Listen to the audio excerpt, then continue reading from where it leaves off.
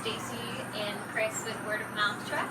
We're going to show you how to build our pulled BBQ Jackfruit sandwich. Alright, so I usually start out, I get my pan a little hot. I use a shallot garlic mixture for flavor. Let that saute up a little bit. Get my bun on the flat top.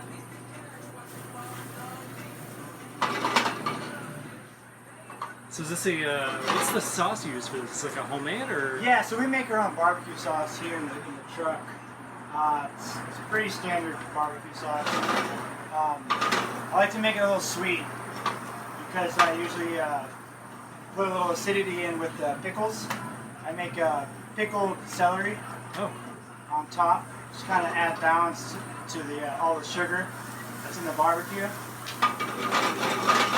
So once I get these guys cooking a little bit, I add in my jackfruit. What I do is I pre-mix a little bit of barbecue sauce in there so it kind of marinates.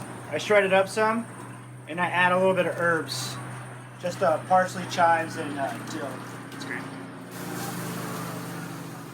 That guy in there.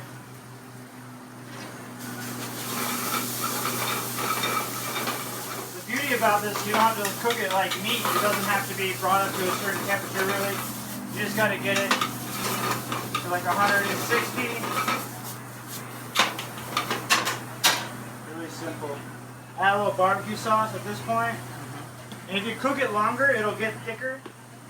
So it depends on the consistency of the barbecue sauce you like. If you like it really thick and heavy, just keep cooking it. It'll just keep thickening up, thickening up.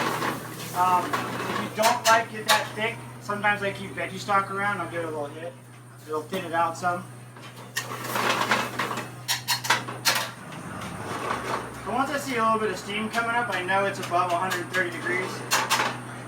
Great.